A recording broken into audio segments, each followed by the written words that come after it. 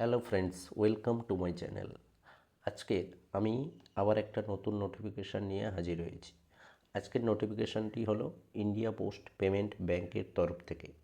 India post payment ব্যাংকের তরফ থেকে একটি নতুন বিজ্ঞাপন বেরিয়েছে।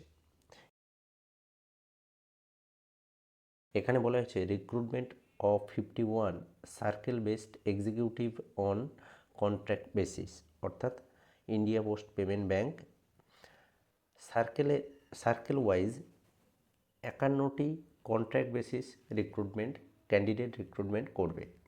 Recruitment for 51 circle based executive on contract basis, অর্থাৎ কন্টেকচুয়াল হবে এবং 51টি সার্কেল বেসড এক্সিকিউটিভ রিক্রুট করবে।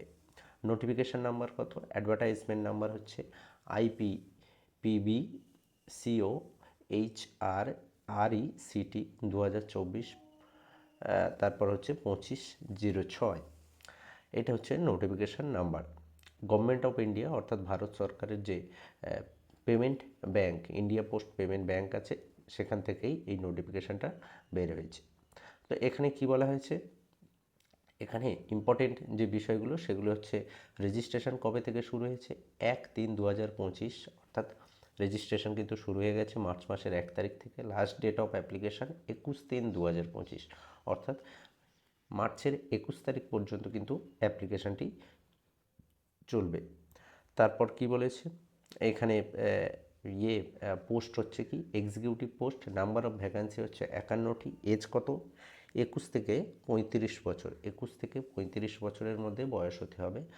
এইবারে নাম্বার অফ ভ্যাকান্সির ক্ষেত্রে এই যে টোটাল 51টি পোস্ট, সেখানে কোন ক্যাটেগরিতে কতগুলো ভ্যাকান্সি আছে?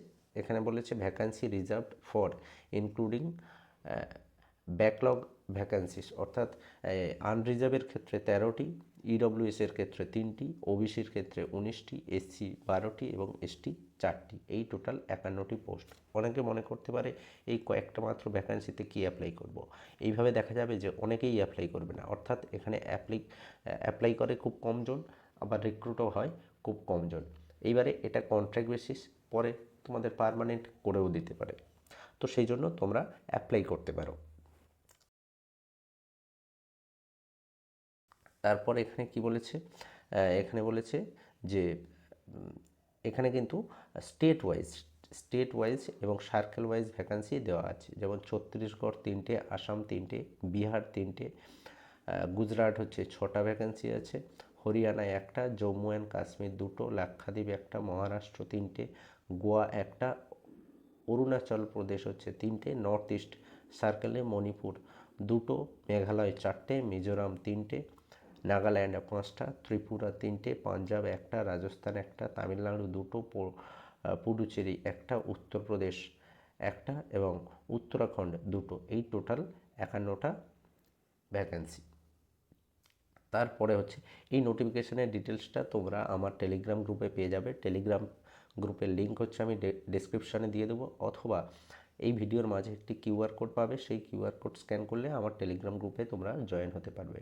সেখান থেকে নোটিফিকেশানের ডিটেলস এই পিডিএফটা তোমরা পেয়ে যাবে। এবারে কি বলছে, মিনিমাম এলিজিবিলিটি ক্রাইটেরিয়া, সেখানে কি বলছে যে minimum educational qualification graduate in any discipline, অর্থাৎ যে কোনো বিভাগে গ্র্যাজুয়েট হলেই তুমি এটাতে অ্যাপ্লাই করতে পারবে। তারপর এখানে গুরুত্বপূর্ণ বিষয় কি, পিরিয়ড অফ কন্ট্রাক্ট, অর্থাৎ প্রথমে 1 বছরের, এখানে পিরিয়ড অফ কন্ট্রাক্ট 1 ইয়ার, অর্থাৎ প্রথমে 1 বছর, তারপর যদি মনে হয় তারপর 2 বছর 3 বছর এইভাবে কিন্তু বাড়াতে পারে। প্রথমে কিন্তু 1 বছরের কন্ট্রাক্ট হবে। তারপরে এখানে কি বলেছে, merit will be drawn on the basis of percentage of mark obtained by graduation followed by interview, অর্থাৎ মেরিট লিস্ট যেটা তৈরি হবে সেটা কিন্তু গ্র্যাজুয়েশনের যে মার্কস সেটার ভিত্তিতে কিন্তু মেরিট লিস্ট তৈরি হবে। তারপরে আরও ডিটেলস এখানে দেওয়া আছে, এগুলো তোমরা দেখে নিও। তারপরে হচ্ছে পে করতে হবে। পে হচ্ছে কত, অর্থাৎ স্যালারি হচ্ছে লামসাম অ্যামাউন্ট হচ্ছে 30,000 টাকা। 30,000 টাকা হচ্ছে পার মান্থ তুমি 30,000 টাকা করে মাইনে পাবে। তারপরে এইবার হচ্ছে এখানে অ্যাপ্লিকেশান ফিস কত, এসসি এসটি পিডব্লিউডিদের ক্ষেত্রে 150 টাকা, এবং এছাড়া অন্য আদার্স যারা আছে তাদের ক্ষেত্রে কিন্তু 750 টাকা ফর্ম ফিল আপের সময় দিতে হবে। এটা হচ্ছে ফর্ম ফিল আপের সময় এই টাকাটা পে করতে হবে। তো এই মোটামুটি এই কয়েকটি গুরুত্বপূর্ণ বিষয়, এই কটা মাথায় রেখে তোমার যদি গ্র্যাজুয়েশন থাকে তাহলে তুমি কিন্তু অ্যাপ্লাই করতে পারো। এখানে অ্যাপ্লাইও করে খুব কমজন এবং ভ্যাকান্সিও কম আছে। যদি তোমার কোয়ালিফিকেশান থাকে তুমি অবশ্যই এই পোস্টের জন্য তুমি অ্যাপ্লাই করতে পারো। তো মোটামুটি আজকের নোটিফিকেশনের বিষয় এটুখানি। এর ডিটেলস তোমরা টেলিগ্রাম গ্রুপে পেয়ে যাচ্ছ, অর্থাৎ পুরো পিডিএফটা টেলিগ্রাম গ্রুপে দেওয়া থাকবে, সেখান থেকে তোমাদের যদি মনে হয় আবার পড়ে দেখে নিতে পারো। তো আজ এ পর্যন্তই, দেখা হবে আবার পরের ভিডিওতে। ধন্যবাদ।